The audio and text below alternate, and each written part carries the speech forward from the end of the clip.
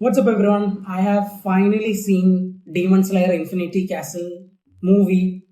അപ്പോൾ ചുരുക്കി പറയാനാണെങ്കിൽ ഈ സിനിമയാണ് ആബ്സല്യൂട്ട് പീക്ക് സിനിമ എന്ന് പറയുന്നത്. ഒരു ഒരു പീക്ക് സിനിമയുടെ ഒരു മീം ഉണ്ടല്ലോ, ഇങ്ങനെ കാണിച്ചിട്ടുള്ള ഒരു മീം. അതാണ് ഈ സിനിമേനെ ഏറ്റവും ഏറ്റവും ബെസ്റ്റ് ആയിട്ട് ഡിസ്ക്രൈബ് ചെയ്യാൻ എനിക്ക് പറ്റുന്നത്. ഇത് കഴിഞ്ഞ ഡീമൺ സ്ലെയർ അവസാനത്തെ സീസൺ ഇറങ്ങിയത് ഒരു വർഷം മുമ്പേ ആണെന്നാണ് എൻ്റെ ഒരു ഓർമ്മയിൽ.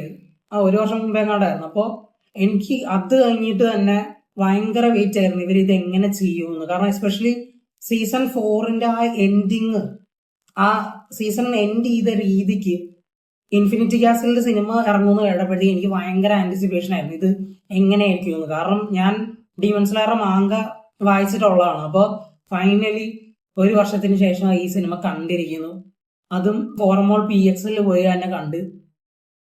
ഒന്നും പറയാനില്ലടേ, ആബ്സല്യൂട്ട് പീക്ക്. ആദ്യ സിനിമയുടെ കാര്യം പറയുകയാണെങ്കിൽ ഭയങ്കര കളർ എന്നൊക്കെ പറയുമ്പോൾ നമ്മളിങ്ങനെ ഇങ്ങനെ നോക്കിയിരിക്കും. അമ്മാതിരി ലെവൽ കളറാണ്. പിന്നെ അതിന്റെ സൗണ്ട് ഡിസൈനും അതിന്റെ ബാക്ക്ഗ്രൗണ്ട് സ്കോർ, ബാക്ക്ഗ്രൗണ്ട് OST, അതിന്റെ ഡീമൺ സ്ലെയറുടെ OST എല്ലാം ഭയങ്കര ഒരു സിനിമാറ്റിക് എക്സ്പീരിയൻസ് ആയിരുന്നു. നമ്മളൊരു ശരിക്കും ഒരു ആനിമേഷൻ അല്ല, ഒരു ആനിമ അല്ല, ഒരു ശരിക്കുള്ള സിനിമ കാണുന്ന ടൈപ്പ് എക്സ്പീരിയൻസ് ആയിരുന്നു. കാരണം ഫാൻസ് ഒക്കെ ഭയങ്കര ചീറിങ് ആയിരുന്നു, ഭയങ്കര കാറി കൂവൽ. ഓരോ ക്യാരക്ടേഴ്സിന്റെ എൻട്രി ഒക്കെ വരുമ്പോഴത്തേക്ക് ഞാൻ ഏതിന്റെ ഒന്നും പറയുന്നില്ല, ബട്ട് ഭയങ്കര ഫാൻസിന്റെ ഒരു എക്സ്പ്ലോഡ് ചെയ്യുന്ന രീതിയിൽ ഒരാള് ട്രെയിലറിലെ ഡയലോഗ് പറയുന്ന വരെ ഞാൻ കേട്ടു. ഞാൻ ഒരു സീൻ വരുമായിരുന്നു. അപ്പൊ അതിനു മുമ്പേ, ആ സീൻ വരുന്നതിന് മുമ്പേ അത് ട്രെയിലറിൽ കാണിച്ചിട്ടുണ്ടായിരുന്നു. ഒരാള് ആ സീനിലെ ഡയലോഗ് പറയുന്നത് ഭയങ്കര ഒരു ക്രൗഡ് ഇന്ററാക്ഷൻ, നല്ലൊരു ഇമ്മേഴ്സീവ് എക്സ്പീരിയൻസ് ആയിരുന്നു ഈ സിനിമ ആകെ മൊത്തം. അപ്പോൾ ആ ടെക്നിക്കൽ സൈഡിൽ ഒന്നും ഒരു കുറവുമില്ല. എല്ലാം ടെക്നിക്കലി ഡീമൺ സ്ലെയർ ആനിമേഷൻ ആവട്ടെ, അതിന്റെ മ്യൂസിക് ആവട്ടെ, അതിന്റെ ഒരു ആനിമേഷൻ സ്റ്റൈൽ ആവട്ടെ, എല്ലാ രീതിക്കും അവരെപ്പോഴത്തെ പോലെ തന്നെ അവരുടെ ബഡ്ജറ്റ് പ്രോപ്പറായിട്ട് യൂസ് ചെയ്തിട്ടുണ്ട്. അപ്പൊ ആ കാര്യത്തിൽ എനിക്ക് ഒരു വിട്ടുവീഴ്ച അവർ ചെയ്തെന്ന് തോന്നിയിട്ടില്ല. പിന്നെ അവർ സ്റ്റോറി എക്സിക്യൂട്ട് ചെയ്ത ഒരു രീതിയും, കാരണം മാങ്കയിൽ ഞാൻ ഇത് കുറച്ച് ഒരു 2 വർഷമെങ്കിലേ ഞാൻ ഇപ്പൊ 2-2.5 വർഷം ഇതിന്റെ മാങ്ക വായിച്ചിട്ട്. അപ്പോൾ എനിക്ക് ബിറ്റ്സ് ആൻഡ് പീസസ് ആയിട്ട് കുറെയൊക്കെ ഒരു ഓവറോൾ സ്റ്റോറി എനിക്ക് ഓർമ്മയുണ്ടായിരുന്നു, ബട്ട് എക്സാക്ട് സീൻ ഒന്നും എനിക്ക് ഓർമ്മ ഉണ്ടായിരുന്നില്ല. അപ്പൊ ഞാൻ കഴിഞ്ഞ ദിവസം ഇത് കാണുന്നതിന് മുമ്പേ ഒരു എൻ്റയർ റീക്യാപ്പ് പോലെ ഞാൻ കണ്ടായിരുന്നു. എന്നിട്ടാണ് ഞാൻ ഈ സിനിമ കാണാൻ പോയത്. അപ്പോൾ അത് ഞാൻ ഈ സിനിമ കാണുന്നവരുടെ അടുത്ത് എല്ലാവരുടെ അടുത്ത് റെക്കമെൻഡ് ചെയ്യും. നിങ്ങൾ സീസൺ 1 തൊട്ട് സീസൺ 4 വരെയുള്ള എല്ലാം, ഹഷീറ ട്രെയിനിങ് ആർക്ക് വരെയുള്ള എല്ലാം നിങ്ങൾ ഒരു റീക്യാപ്പോ അല്ലെങ്കിൽ എന്തെങ്കിലും കണ്ടിട്ട് പോകുക. കാരണം കുറെയൊക്കെ ഈ ക്യാരക്ടേഴ്സിന്റെ ബാക്ക് സ്റ്റോറി അറിഞ്ഞിരിക്കുമ്പോൾ കുറച്ചും കൂടെ ബെറ്റർ ആണ് എക്സ്പീരിയൻസ്. പിന്നെ വേറെ ഒരു കാര്യം കൂടെ പറയാനുണ്ട്, ഈ സിനിമ ആരും ആദ്യമായിട്ട് ചെന്ന് കാണരുത്. ഒരിക്കലും ആ തെറ്റ് വരുത്തരുത്. എനിക്ക് ഒട്ടും ഇഷ്ടമല്ലാത്ത എനിക്കൊരു കാര്യമാണ് ആൾക്കാർ ഒരു പ്രീ എക്സ്പീരിയൻസ് ഇല്ലാതെ അല്ലെങ്കിൽ ഇതിന് മുമ്പേ ഉള്ളതൊന്നും കാണാതെ വെറുതെ ചെന്നങ്ങെടുത്ത് ഒരു സിനിമ അല്ലെങ്കിൽ ഒരു സീരീസ് കാണുന്നത്. ഇപ്പൊ ഇതൊരു സീസൺ 5 ആണെന്ന് നിങ്ങൾ കൂട്ടിക്കോ. ഇത് ഡീമൺ സ്ലെയറിന്റെ സീസൺ 5 ആണ്. അതിനൊരു സിനിമ ആക്കിയിട്ട് അവർ എടുക്കുന്നതാണ്. അപ്പോൾ സീസൺ 4 വരെ ഉള്ളത് എല്ലാം നിങ്ങൾ കണ്ടു തീർത്ത് കഴിഞ്ഞിട്ടേ ബാക്കി കണ്ടിട്ട് കാര്യമുള്ളൂ. അല്ലാതെ ഒരു തിയേറ്റർ എക്സ്പീരിയൻസ് ആണെന്ന് കരുതിക്കൊണ്ട് വെറുതെ ചെന്ന് നിങ്ങൾ ഇത് ഡീമൺ സ്ലെയർ ആണ് തിയേറ്ററിൽ കാണാം, എല്ലാവരും കാണുന്നുണ്ടല്ലോ, ആ ഒരു രീതിക്ക് ഈ സിനിമ ചെന്ന് കാണരുത്. കാരണം ഒന്നും മനസ്സിലാവത്തില്ല എന്താണ് നടക്കുന്നത്, ആരെയാണ് കൊല്ലാൻ ശ്രമിക്കുന്നത്, ഒന്നും മനസ്സിലാവത്തില്ല. അപ്പോൾ ഇത് നിങ്ങൾ സീസൺ 4 വരെ കാണുക. എല്ലാം സീസണും സിനിമ എല്ലാം പുറകിലുള്ള കണ്ടു കഴിഞ്ഞിട്ട് ഇത് കാണുക. അല്ലാതെ കയറി ചെന്ന് കണ്ടു കഴിഞ്ഞാൽ ഇത് ടോട്ടലി നിങ്ങളുടെ ഒരു വേസ്റ്റ് ഓഫ് ടൈം ആയിരിക്കും. കാരണം നിങ്ങൾക്ക് ഒന്നും മനസ്സിലാവാൻ പോകുന്നില്ല. But yes, coming back to the point, this movie was just absolutely amazing. ഒരു കുഴപ്പം എന്ന് എനിക്ക് തോന്നിയത് ആ പേസിംഗ് ആണ്. എനിക്ക് ഇതിന്റെ ആദ്യത്തെ ഫസ്റ്റ് ഹാഫില്, ഈ സിനിമയുടെ ഫസ്റ്റ് ഹാഫിന്റെ പേസിംഗ് എനിക്കൊരു ഇത്തിരി കൺഫ്യൂസിങ് അറ്റ് ടൈംസ് ആയിട്ട് തോന്നി. കാരണം ഈ ആനിമയിലൊക്കെ എപ്പോഴും ഉള്ളതാണ്, നമ്മളൊരു ആക്ഷൻ സീനുകൾ കാണിക്കുന്നു, പെട്ടെന്ന് ഒരു ബാക്ക് സ്റ്റോറി കാണിക്കുന്നു, ഒരു ഫ്ലാഷ് ബാക്ക് കാണിക്കുന്നു. ഫസ്റ്റ് ഹാഫിൽ ഇത് ഈ സിനിമയുടെ ഏക നെഗറ്റീവ് എന്ന് എനിക്ക് പറയാനുണ്ടെങ്കിൽ ഇത് മാത്രമേ ഉള്ളൂ.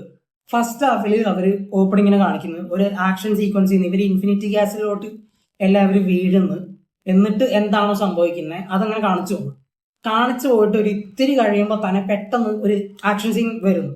വന്നു കഴിയുമ്പോൾ തന്നെ പെട്ടെന്ന് അവരൊരു ഫ്ലാഷ് ബാക്ക് കാണിക്കും. അത് കുഴപ്പമില്ല, ഇത് ആനിമയുടെ കാര്യത്തിൽ എപ്പോഴും അത് ഉള്ളതാണ്.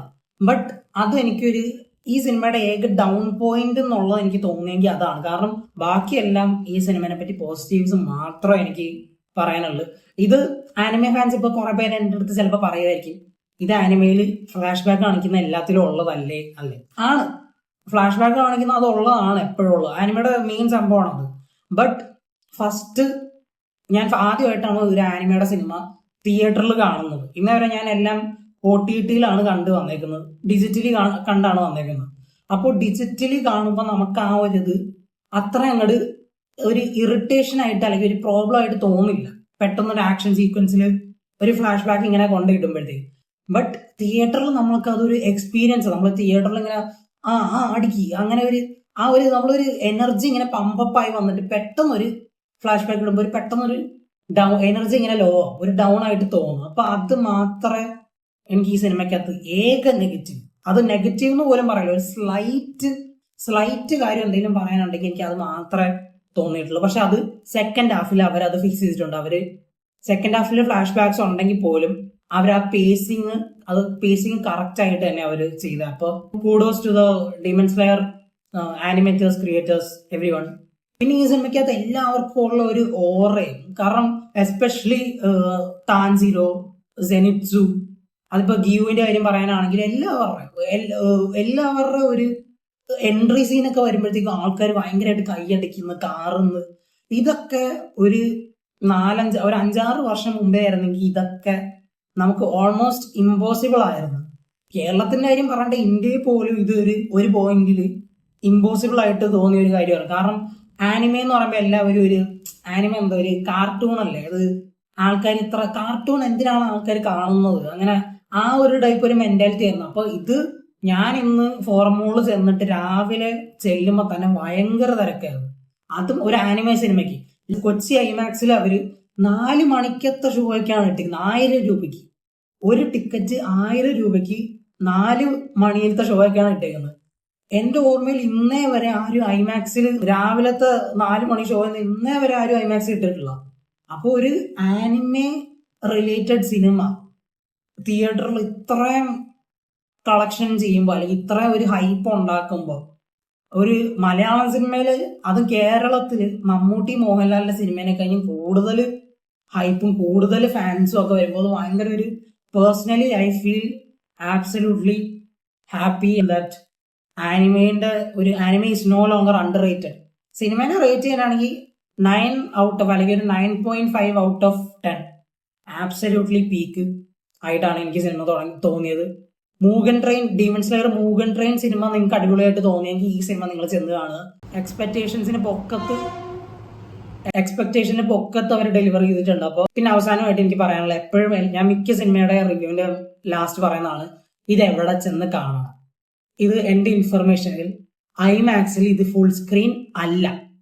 ഞാൻ ഐമാക്സിൽ ഫുൾ സ്ക്രീൻ ആണെന്ന് അവർ അനൗൺസ് ചെയ്തു. ഇതൊരു ഐമാക്സ് സിനിമയാണ്, ഐമാക്സിൽ ഫുൾ സ്ക്രീൻ ആയിരിക്കും, ഫ്ലാറ്റ് റേഷ്യോ തിയേറ്റേഴ്സിൽ പോയി കഴിഞ്ഞാൽ ഫുൾ സ്ക്രീൻ ആയിരിക്കും എന്ന് പറഞ്ഞാണ് ഇവരിത് ഐമാക്സിൽ അഡ്വർടൈസ് ചെയ്തത്. പക്ഷെ ഇത് ഐമാക്സിൽ ഫുൾ സ്ക്രീൻ അല്ല, as far as I know. അത് അവർ ചേഞ്ച് ചെയ്യില്ലോ എന്ന് എനിക്കറിയത്തില്ല. ബട്ട് ഇപ്പോഴത്തേക്ക് ഐമാക്സിൽ ഇത് ഫുൾ സ്ക്രീൻ അല്ല. നിങ്ങൾക്ക് ഇത് കാണേണ്ട എവിടാന്ന് വെച്ച് കഴിഞ്ഞാൽ PXL. ഞാൻ പോയി കണ്ടത് PXL ആണ്. ഒന്നെങ്കിൽ PXL പോകുക, അല്ലെങ്കിൽ എപ്പിക് സ്ക്രീൻ പോകുക. ഇതാണ് കേരളത്തിൽ നിങ്ങൾക്ക് ഇപ്പോൾ 2 തിയേറ്ററിക്കൽ ഓപ്ഷൻസ് ഉള്ളത് ഈ സിനിമ പോയി കാണാൻ, ഫുൾ സ്ക്രീൻ ആയിട്ട് കാണാൻ. ഇത് ബാക്കിയുള്ള തിയേറ്റേഴ്സ് പോയി കഴിഞ്ഞാൽ സൈഡിൽ നല്ല കട്ടിക്ക് ബ്ലാക്ക് ബാർ ഉണ്ടാവും. അത് കണ്ടു കഴിഞ്ഞാൽ നിങ്ങൾക്കും ചിലപ്പോൾ നിങ്ങൾ മേ ബി ഇറിറ്റേറ്റഡ് ആവില്ലാതിരിക്കാം. അത് ഓരോരുത്തവരുടെ ഒരു പേഴ്സണൽ എക്സ്പീരിയൻസ് അനുസരിച്ചിരിക്കും. ബട്ട് ഐമാക്സിലൊക്കെ ചെന്ന് കണ്ടിട്ട് ഒരു ബ്ലാക്ക് ബാർ ഉണ്ടെങ്കിൽ എനിക്ക് പേഴ്സണലി ഞാൻ ഇറിറ്റേറ്റഡ് ആയിട്ട് എനിക്ക് ഫീൽ ചെയ്യുള്ളൂ. അപ്പൊ ഞാൻ ഇത് PXL ബുക്ക് ചെയ്ത എന്റെ ഒരു ഭാഗ്യമായിട്ടാണ് ഞാൻ കൗണ്ട് ചെയ്യുന്നത്. നിങ്ങളും ഇതൊരു ഫുൾ സ്ക്രീൻ ആയിട്ട് ഫ്ലാറ്റ് റേഷ്യോ സ്ക്രീനിൽ ചെന്ന് കാണുക. അങ്ങനെയാണെങ്കിൽ നിങ്ങൾക്ക് ബെസ്റ്റ് എക്സ്പീരിയൻസ്. ഞാൻ ഇൻസ്റ്റാഗ്രാമിലൂടെ സ്റ്റോറി പോസ്റ്റ് ചെയ്തായിരുന്നു ഇതിന്റെ എക്സ്പീരിയൻസ് എങ്ങനെയായിരുന്നത്. മിസ് ഔട്ട് ചെയ്യരുത്. PXL-ലോ എപ്പിക് സ്ക്രീനിലോ എവിടെയെങ്കിലും ഇത് ഫുൾ സ്ക്രീൻ എവിടെയാണോ അവിടെ ചോദിച്ച് മനസ്സിലാക്കി പോയി കാണുക. ഈ എക്സ്പീരിയൻസ് മിസ് ചെയ്യരുത്. അത്ര എനിക്ക് പറയാനുള്ളൂ. ഒരു ഓഡിയൻസിന്റെ കൂടെ ചെന്ന് കാണുക, ഇത് മിസ് ചെയ്യരുത്.